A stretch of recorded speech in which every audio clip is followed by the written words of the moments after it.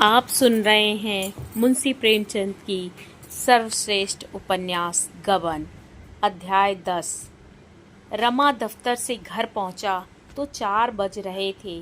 वह दफ्तर ही में था कि आसमान पर बादल घिर आए। पानी आया ना ही चाहता था, पर रमा को घर पहुंचने की इतनी बेचैनी हो रही थी कि उससे रुका न गया। हाथे के बाहर भी ना निकलने पाया था कि जोर की वर्षा होने लगी। आषाढ़ का पहला पानी था। एक ही क्षण में वह लथपथ हो गया। फिर भी वह कहीं रुका नहीं। नौकरी मिल जाने का शुभ समाचार सुनाने का आनंद इस दौगड़े की क्या परवाह कर सकता था। वेतन तो केवल 30 रुपए ही थे, पर जगह आमदनी की थी। उसने मन ही मन हिसाब लगा लिया था कि कितना मासिक बचत हो जाने से वह जालपा के लिए चंद्रहार बनवा सकेगा। अगर 50-60 रुपए महीने भी बच जाएं, तो 5 साल में जालपा गहनों से लद जाएगी। कौन सा आभूषण कितने का होगा, इसका भी उसने अनुमान लगा लिया था। घर पहुंचकर उसने कपड़े भी ना उतारे, लथपथ जालपा के कमरे में पहुंच गया।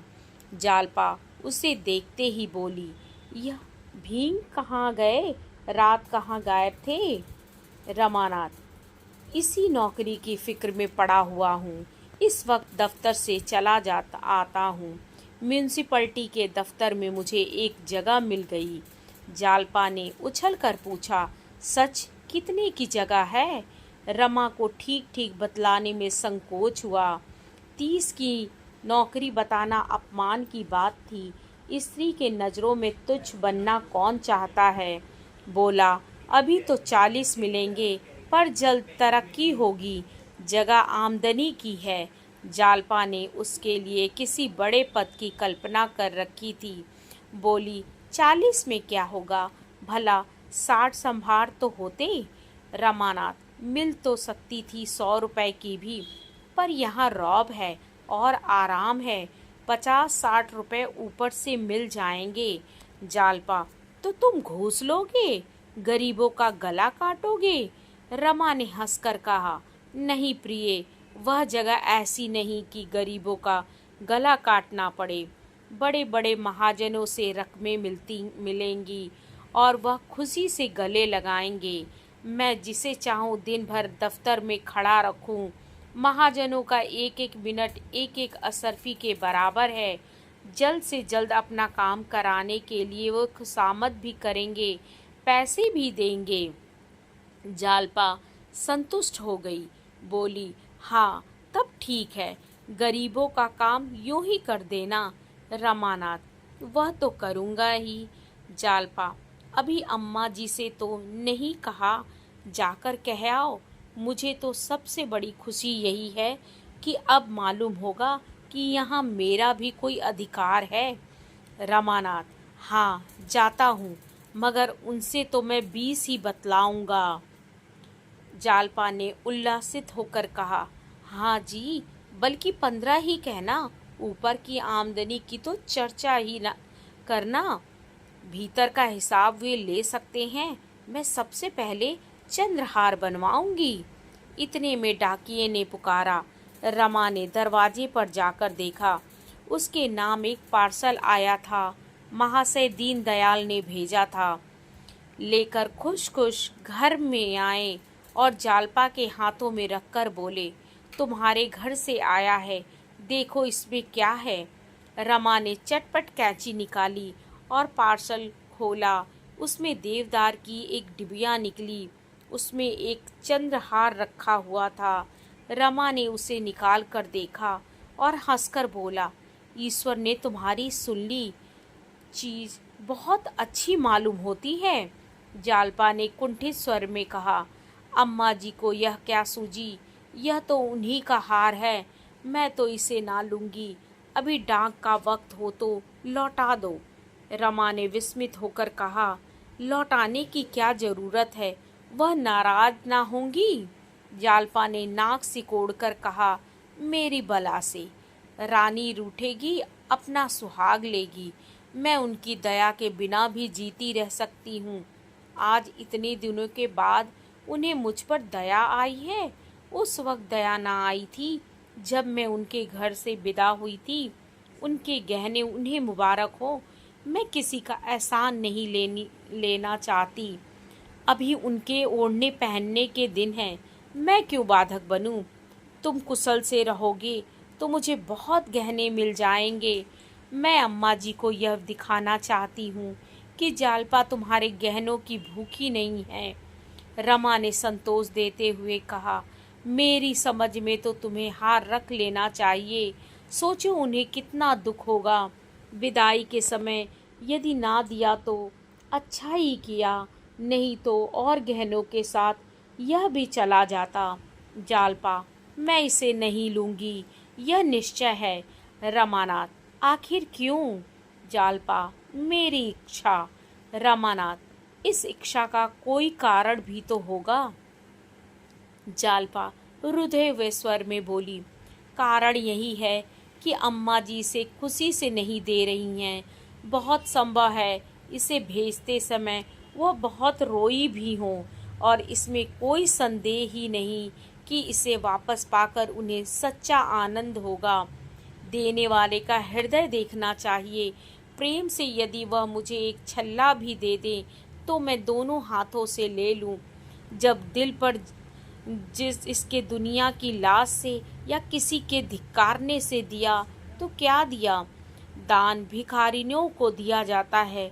मैं किसी का दान ना लूंगी, चाहे वह माता ही क्यों ना हो। माता के प्रति जालपा का यह द्वेष देखकर रमा कुछ ना कह सका। द्वेष तर्क और प्रमाण नहीं सुनता। रमा ने हार ले लिया और चारपाई से उठता हुआ बोला, जरा अम्मा और बाबूजी को तो दिखा दूं, कम से कम उनसे पूछ तो लेना चाहिए। जालपा ने हार उनके हाथ से छीन लिया और बोली, वे लोग मेरे कौन होते हैं जो मैं उनसे पूछूं? केवल एक घर में रहने का नाता है।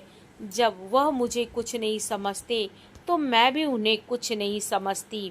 यह कहते हुए उसने हार को उसी डिब्बे में रख दिया और उस पर कपड़ा लपेटकर सीने लगी। रमा ने एक बार डरते डरते फिर कहा, ऐसी जल्दी क्या है? 10-5 दिन में लौटा देना, उन लोगों की भी खातिर हो जाएगी। इस पर जालपा ने कठोर नज़रों से देखकर कहा, जब तक मैं इसे लौटा ना दूंगी मेरे दिल को चैन ना आएगा। मेरे हृदय में कांटा सा खटकता रहेगा। अभी पार्सल तैयार हुआ जाता है, हाल ही लौटा दो। एक क्षण में पार्सल तैयार हो गया और रमा उसे लिए हुए चिंतित भाव से नीचे चला। अध्याय 11। महाशय दयानाथ को जब रमा के नौकर को जाने का हाल मालूम हुआ तो बहुत खुश हुए। विवाह होते ही वह इतनी जल्द चेतेगा इसकी उन्हें आशा ना थी। बोले, जगह तो अच्छी है, ईमानदारी से काम करोगे तो किसी अच्छे पद पर पहुंच जाओगे।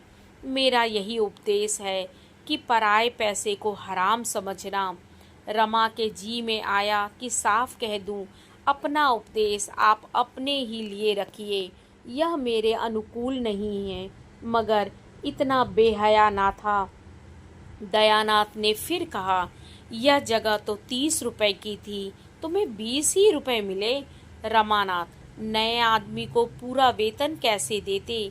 शायद साल 6 महीने में बढ़ जाए, काम बहुत है। दयानाथ, तुम जवान आदमी हो, काम से ना घबराना चाहिए।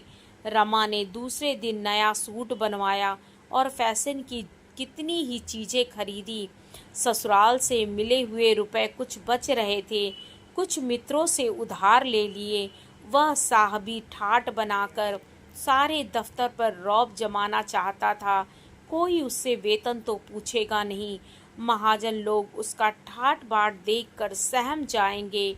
वह जानता था अच्छी आमदनी तभी हो सकती है जब अच्छा ठाट हो। सड़क के चौकीदार को 1 पैसा काफ़ी समझा जाता है, लेकिन उसकी जगह सार्जेंट हो तो किसी की हिम्मत ही ना पड़ेगी कि उसे 1 पैसा दिखाएं। फटेहाल भिखारी के लिए चुटकी बहुत समझी जाती है, लेकिन गेरुए रेशम धारण करने वाले बाबा जी को लजाते लजाते भी 1 रुपया देना ही पड़ता है। भीख भेक और भीख में सनातन से मित्रता है। तीसरे दिन रमा कोट पैंट पहनकर और हैट लगाकर निकला तो उसकी शान ही कुछ और हो गई। चपरासियों ने झुककर सलाम किए।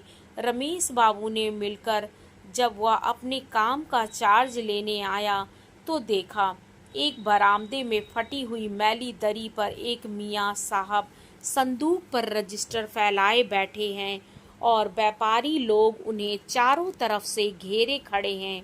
सामने गाड़ियों, ठेलों और इक्को का बाजार लगा हुआ है।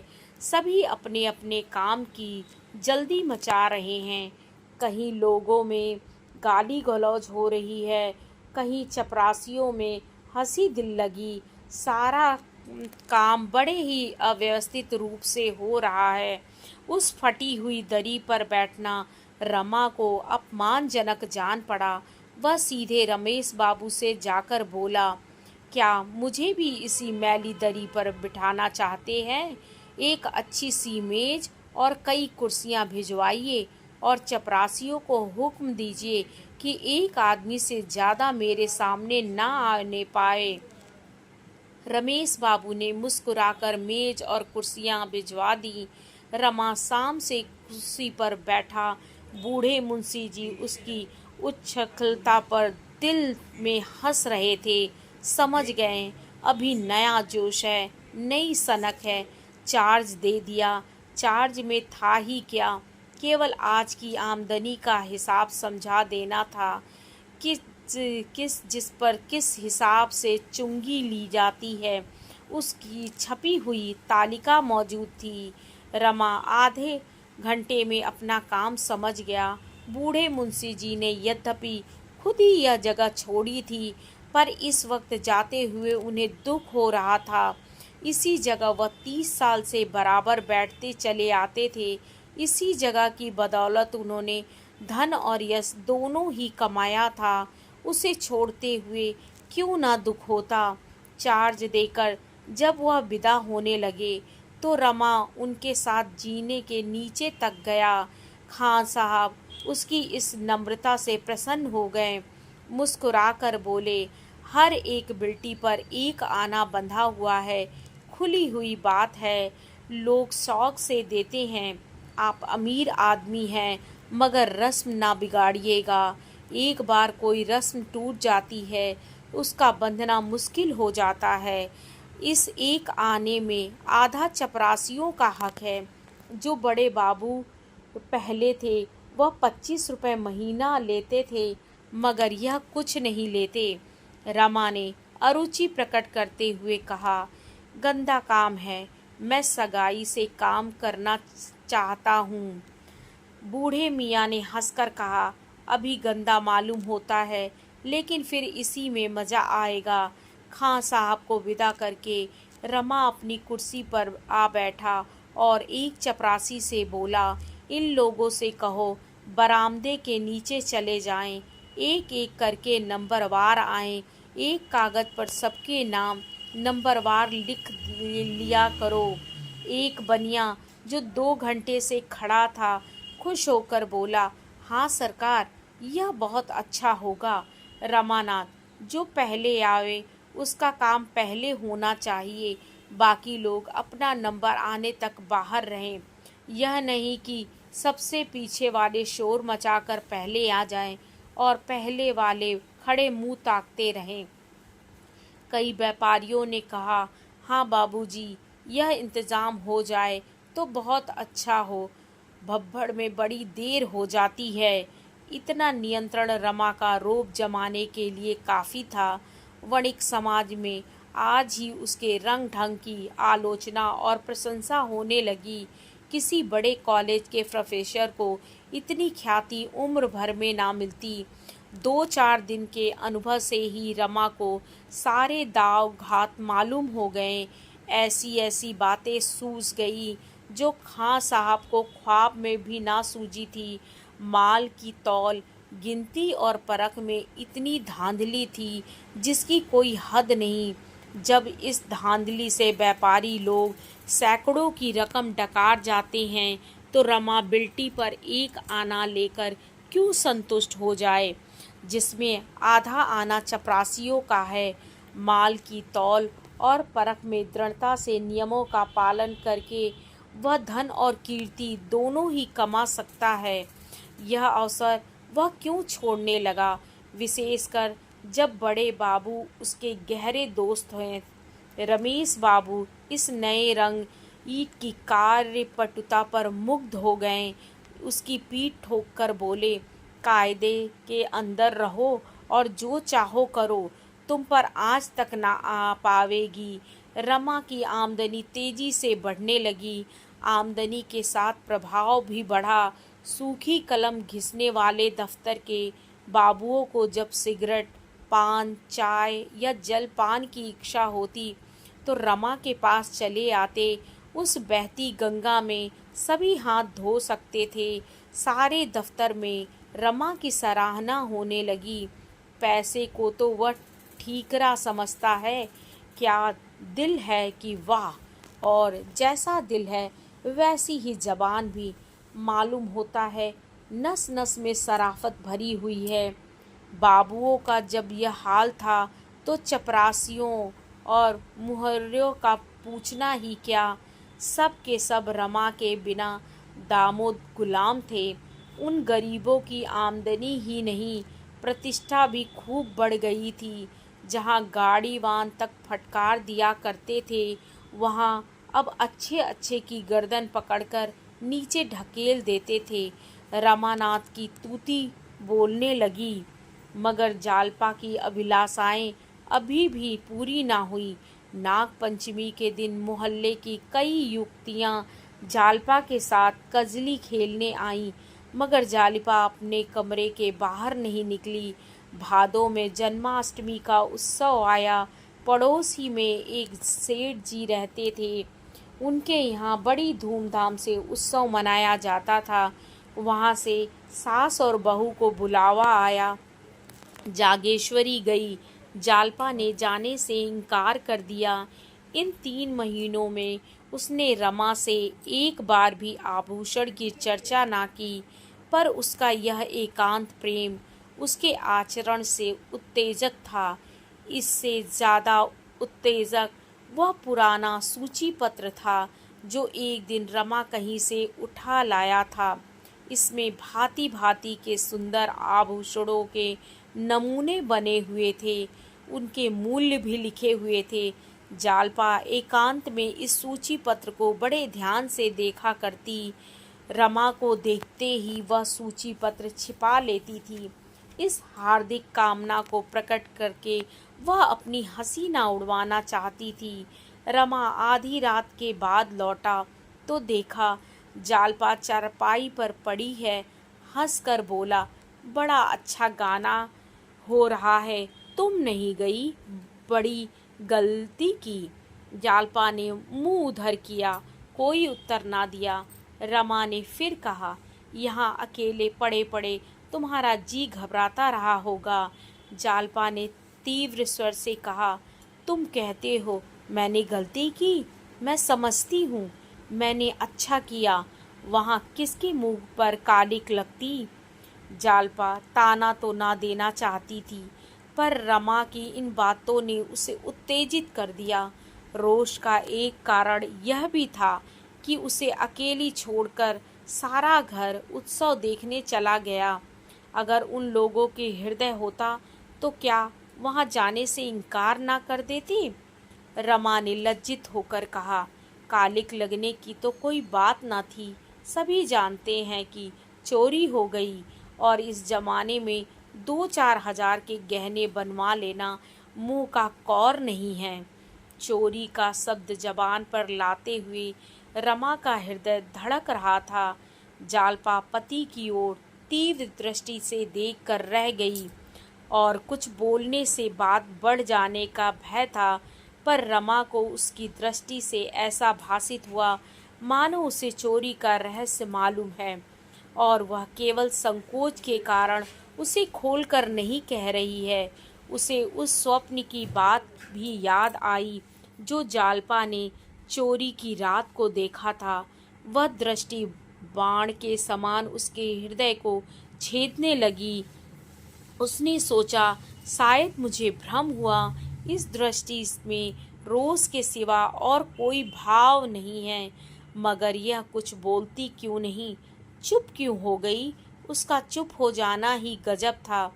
अपने मन का संशय मिटाने और जालपा के मन की थाह लेने के लिए रमा ने मानो डुब्बी मारी। यह कौन जानता था कि डोली से उतरने की यह विपत्ति तुम्हारा स्वागत करेगी। जालपा आंखों में आंसू भरकर बोली, तो मैं तुमसे गहनों के लिए रोती तो नहीं हूँ। भाग्य में जो लिखा था वह हुआ, आगे भी वही होगा जो लिखा है। जो औरतें गहने नहीं पहनती, क्या उनके दिन नहीं कटते? इस वाक्य ने रमा का संशय तो मिटा दिया, पर इसमें तीव्र वेदना छुपी हुई थी। वह उससे छिपी ना रही। इन 3 महीनों में बहुत प्रयत्न करने पर भी वह 100 रुपए से अधिक संग्रह ना कर सका। बाबू लोगों के आदर सत्कार में उसे बहुत कुछ फलना पड़ता था, मगर बिना खिलाए पिलाए काम भी तो ना चल सकता था। सभी उसके दुश्मन हो जाते, उसे उखाड़ने की घातें सोचने लगते। मुफ्त का धन अकेले हजम नहीं होता, यह वह अच्छी तरह जानता था। वह स्वयं एक पैसा भी व्यर्थ खर्च ना करता। चतुर व्यापारी की भांति वह जो कुछ खर्च करता था वह केवल कमाने के लिए। आश्वासन देते हुए बोला, ईश्वर ने चाहा तो 2-1 महीने में कोई चीज बन जाएगी। जालपा, मैं उन स्त्रियों में नहीं हूँ जो गहनों पर जान देती हैं। हाँ, इस तरह किसी के घर आते जाते शर्म आती है।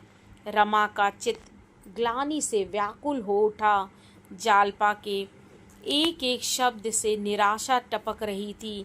इस अपार वेदना का कारण कौन था? क्या यह भी उसी का दोष ना था? इन 3 महीनों में उसने कभी गहनों की चर्चा नहीं की। जालपा यदि संकोच के कारण इसकी चर्चा ना करती थी, तो रमा को उसके आंसू पोंछने के लिए, उसका मन रखने के लिए क्या मौन के सिवा दूसरा उपाय ना था? मोहल्ले में रोज ही एक ना एक उत्सव होता रहता। रोज ही पास पड़ोस की औरतें मिलने आती हैं, बुलावे भी रोज आते ही रहते। बेचारी जालपा कब तक इस प्रकार आत्मा का दमन करती रहेगी, अंदर ही अंदर कुढ़ती रहेगी। हंसने बोलने को किसका जी नहीं चाहता? कौन कैदियों की तरह अकेला पड़ा रहना पसंद करता है? मेरे ही कारण तो इसे यह भीषण यातना सहनी पड़ रही है। उसने सोचा, क्या किसी सर्राफ से उधार गहने नहीं लिए जा सकते? कई बड़े सर्राफों से उसका परिचय था, लेकिन उनसे वह यह बात कैसे कहता? कहीं वे इनकार कर दे तो, या संभव है बहाना करके टाल दे। उसने निश्चय किया कि अभी उधार लेना ठीक ना होगा। कहीं वादे पर रुपए ना दे सका तो व्यर्थ में थुक्का फजीहत होगी, लज्जित होना पड़ेगा। अभी कुछ दिन और धैर्य से काम लेना चाहिए। सहसा उसके मन में आया, इस विषय में जालपा की राय लूं, देखूं वह क्या कहती है। अगर उसकी इच्छा हो तो किसी सर्राफ से वादे पर चीजें ले ली जाएं। मैं इस अपमान और संकोच को सह लूंगा। जालपा को संतुष्ट करने के लिए उसके गहनों की उसे कितनी फिक्र है। बोला, तुमसे एक सलाह करना चाहता हूँ, पूछूं या ना पूछूं? जालपा को नींद आ रही थी। आंखें बंद किए हुए बोली, अब सोने दो भई, सवेरे उठना है। रमानाथ, अगर तुम्हारी राय हो तो किसी सर्राफ से वादे पर गहने बनवा लाऊं, इसमें कोई हर्ज तो है नहीं। जालपा की आंखें खुल गईं। कितना कठोर प्रश्न था। किसी मेहमान से पूछना, कहिए तो आपके लिए भोजन लाऊं। कितनी बड़ी अशिष्टता है। इसका तो यही आशय है, हम मेहमान को खिलाना नहीं चाहते। रमा को चाहिए था कि चीज़ें लाकर जालपा के सामने रख देता। उसके बार बार पूछने पर भी यही कहना चाहिए था कि दाम देकर लाया हूँ, तब वह अलबत्ता खुश होती। इस विषय में उसकी सलाह लेना घाव पर नमक छिड़कना था।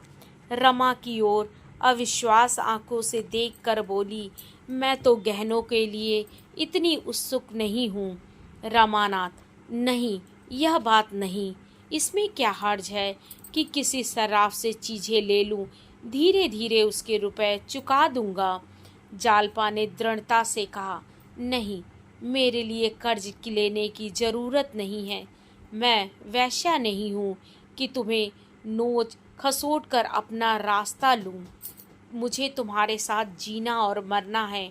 अगर मुझे सारी उम्र बेगहनों के रहना पड़े तो भी मैं कुछ लेने को ना कहूँगी। औरतें गहनों की इतनी भूखी नहीं होती। घर के प्राणियों को संकट में डालकर गहने पहनने वाली दूसरी होंगी। लेकिन तुमने तो पहले ही कहा था कि जगह बड़ी आमदनी की है। मुझे तो कोई विशेष बचत दिखाई नहीं देती। रमानाथ, बचत तो जरूर होती और अच्छी होती, लेकिन जब असहलकारों के मारे बचने भी पाएं, सब शैतान सिर पर सवार रहते हैं। मुझे पहले ना मालूम था यहाँ इतने प्रेतों की पूजा करनी होगी। जालपा, तो अभी कौन सी जल्दी है, बनते रहेंगे धीरे धीरे। रमानाथ, खैर, तुम्हारी सलाह है तो एक आधा महीने और चुप रहता हूँ। मैं सबसे पहले कंगन बनवाऊंगा। जालपा ने गदगद होकर कहा, तुम्हारे पास अभी इतने रुपए कहाँ होंगे? रमानाथ, इसका उपाय तो मेरे पास है। तुम्हें कैसा कंगन पसंद है? जालपा अब अपने कृत्रिम संयम को ना निभा सकी। अलमारी में से आभूषणों का सूची पत्र निकालकर रमा को दिखाने लगी। वह इस समय इतनी तत्पर थी मानो सोना लाकर रखा हुआ है, सुनार बैठा हुआ है, केवल डिज़ाइन ही पसंद करना बाकी है। उसने सूची के 2 डिज़ाइन पसंद किए। दोनों वास्तव में बहुत ही सुंदर थे, पर रमा उसका मूल्य देखकर सन्नाटे में आ गया। एक 1,000 का था, दूसरा 800 का। रमानाथ, ऐसी चीज़ें तो शायद यहाँ बन भी ना सके, मगर कल मैं जरा सर्राफ की सैर करूँगा। जालपा ने पुस्तक बंद करते हुए करुण स्वर से कहा, इतने रुपए ना जाने तुम्हारे पास कब तक होंगे। बनेंगे बनेंगे, नहीं, कौन कोई गहनों के बिना मरा जाता है। रमा को आज इसी उधेड़-बुन में बड़ी रात तक नींद न आई। ये जड़ाऊ कंगन इन गोरी गोरी कलाइयों पर कितने खिलेंगे, यह मोह सपन देखते देखते उसे ना जाने कब नींद आ गई। अध्याय 12। दूसरे दिन सवेरे ही रमा ने रमेश बाबू के घर का रास्ता लिया। उनके यहाँ भी जन्माष्टमी में झांकी होती थी। उन्हें स्वयं तो इससे कोई अनुराग ना था, पर उनकी स्त्री उत्सव मनाती थी। उसी की यादगार में अब तक यह उत्सव मनाते जाते थे। रमा को देखकर बोले, आओ जी, रात क्यों नहीं आए? मगर यहाँ गरीबों के घर क्यों आते? सेठ जी की झांकी कैसे छोड़ देते? खूब बहार रही होगी। रमानाथ, आपकी सी सजावट तो ना थी। हाँ, और सालों से अच्छी थी। कई कत्थक और वेश्याएं भी आई थी। मैं तो चला आया था, मगर सुना रात भर गाना होता रहा। रमेश, सेठ जी ने तो वचन दिया था कि वेश्याएं ना आने पाएंगी, फिर यह क्या किया? इन मूर्खों के हाथों हिंदू धर्म का सर्वनाश हो जाएगा। एक तो वेश्याओं का नाम यूं भी बुरा, उस पर ठाकुर द्वारे में छी छी, ना जाने इन गधों को कब अकल आवेगी। रमानाथ, वेश्याएं ना हो तो झांकी देखने जाए ही कौन। सभी को तो आपकी तरह योगी और तपस्वी नहीं है। रमेश, मेरा वश चले तो मैं कानून से यह दुराचार बंद कर दूं। खैर, फुर्सत हो तो आओ, एक आधा बाजी हो जाए। रमानाथ, और आया किस लिए हूँ, मगर आज आपको मेरे साथ जरा सर्राफ तक चलना पड़ेगा। यों कई बड़ी बड़ी कोठियों से मेरा परिचय है, मगर आपके रहने से कुछ और ही बात होगी। रमेश, चलने को चला चलूँगा, मगर इस विषय में मैं बिल्कुल कोरा हूँ। ना कोई चीज़ बनवाई, ना खरीदी। तुम्हें क्या लेना है? रमानाथ, लेना देना क्या है, जरा भाव ताव देखूंगा। रमेश, मालूम होता है घर में फटकार पड़ी है। रमानाथ जी, बिल्कुल नहीं, वह तो जेवरों का नाम तक नहीं लेती। मैं कभी पूछता भी हूँ तो मना करती है, लेकिन अपना कर्तव्य भी तो कुछ है। जब से गहने चोरी चले गए, एक चीज भी ना बनी। रमेश, मालूम होता है कमाने का ढंग आ गया।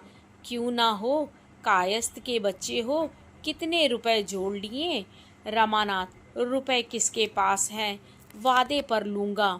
रमेश, इस खप में ना पड़ो। जब तक रुपए हाथ में ना हो, बाजार की तरफ जाओ ही मत। गहनों से तो बूढ़े नई बीवियों का दिल खुश किया करते हैं। उन बेचारों के पास गहनों के सिवा होता ही क्या। जवानों के लिए और बहुत से लटके हैं। यों मैं चाहूँ तो 2-4 हजार का माल दिलवा सकता हूँ, मगर भाई कर्ज की लत बुरी है। रमानाथ, मैं 2-3 महीनों में सब रुपए चुका दूंगा। अगर मुझे इसका विश्वास ना होता तो मैं जिक्र ही ना करता। रमेश, तो 2-3 महीने और सब्र क्यों नहीं कर जाते?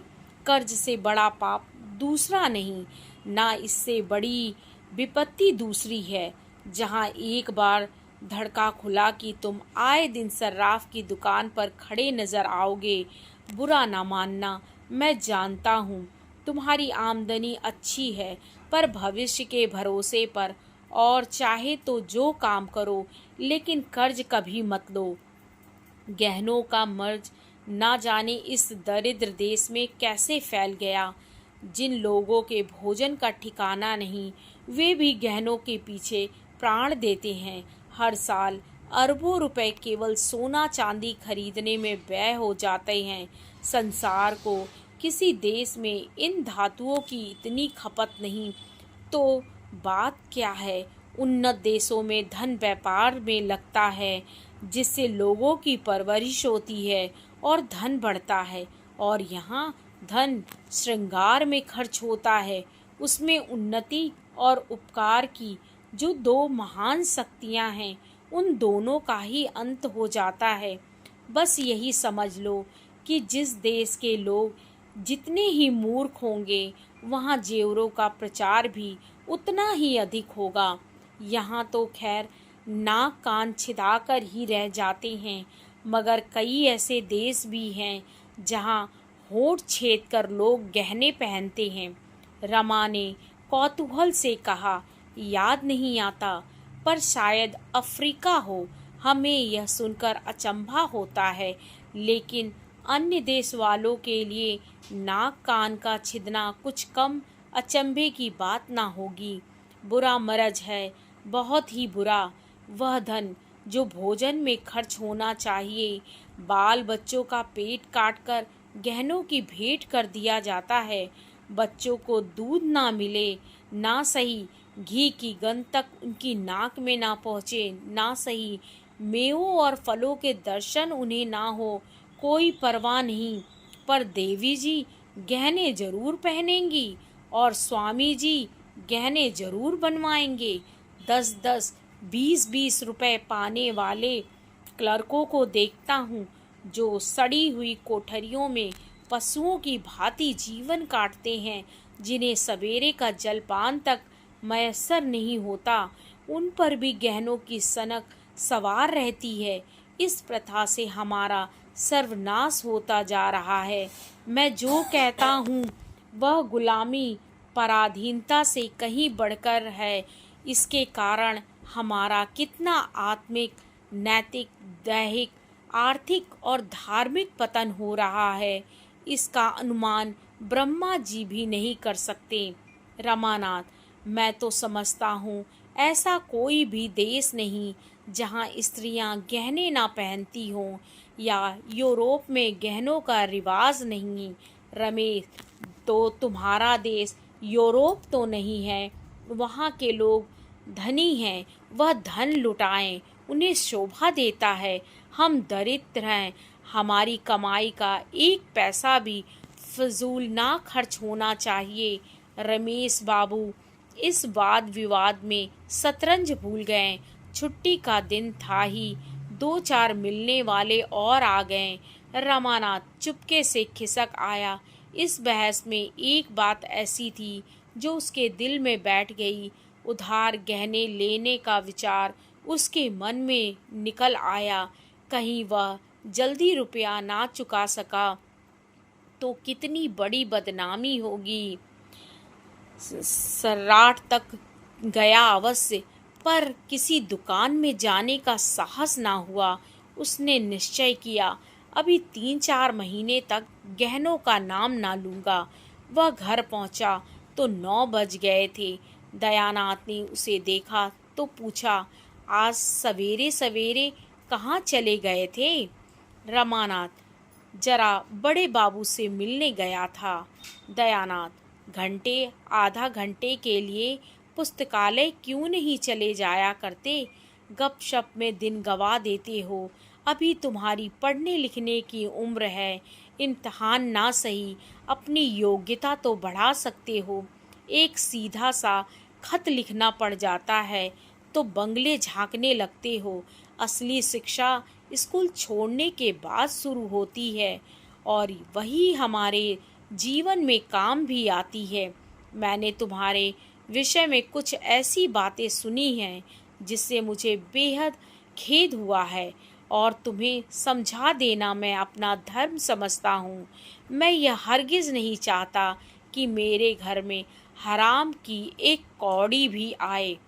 मुझे नौकरी करते 30 साल हो गए। चाहता तो अब तक हजारों रुपए जमा कर लेता, लेकिन मैं कसम खाता हूँ कि कभी एक पैसा भी हराम का नहीं लिया। तुम में यह आदत कहाँ से आ गई, यह मेरी समझ में नहीं आता। रमा ने बनावटी क्रोध दिखाकर कहा, किसने आपसे कहा है? जरा उसका नाम तो बताइए, मूछें उखाड़ लूँ उसकी। दयानाथ, किसी ने भी कहा हो, इससे तुम्हें कोई मतलब नहीं। तुम उसकी मूछें उखाड़ लोगे इसलिए बताऊंगा नहीं, लेकिन बात सच है या झूठ, मैं इतना ही पूछना चाहता हूँ। रमानाथ, बिल्कुल झूठ। दयानाथ, बिल्कुल झूठ। रमानाथ, जी हाँ, बिल्कुल झूठ। दयानाथ, तुम दस्तूरी नहीं लेते? रमानाथ, दस्तूरी रिश्वत नहीं है, सभी लेते हैं और खुल्लम खुल्ला लेते हैं। लोग बिना मांगे आप ही आप देते हैं। मैं किसी से मांगने नहीं जाता। दयानाथ, सभी खुल्लम खुल्ला लेते हैं और लोग बिना मांगे देते हैं, इससे तो रिश्वत की बुराई कम नहीं हो जाती। रमानाथ, दस्तूरी तो बंद कर देना मेरे बस की बात नहीं, मैं खुद ना लूँ, लेकिन चपरासी और मुहर्रिर का हाथ तो नहीं पकड़ सकता। 8-8, 9-9 पाने वाले नौकर अगर ना ले तो उनका काम ही नहीं चल सकता। मैं खुद ना लूं पर उन्हें नहीं रोक सकता। दयानाथ ने उदासीन भाव से कहा, मैंने समझा दिया, मानने का अख्तियार तुम्हें है। यह कहते हुए दयानाथ दफ्तर चले गए। रमा के मन में आया, साफ कह दे, आपने निष्प्रह बनकर क्या कर लिया जो मुझे दोष दे रहे हैं? हमेशा पैसे पैसे को मुहताज रहें, लड़कों को पढ़ा तक ना सके, जूते कपड़े तक ना पहना सके। यह डींग मारना तब शोभा देता जबकि नीयत भी साफ रहती और जीवन भी सुख से कटता। रमा घर में गया तो माता ने पूछा, आज कहाँ चले गए बेटा? तुम्हारे बाबूजी इसी पर बिगड़ रहे थे। रमानाथ, इस पर तो नहीं बिगड़ रहे थे, हाँ उपदेश दे रहे थे कि दस्तूरी मत लिया करो, इससे आत्मा दुर्बल होती है और बदनामी होती है।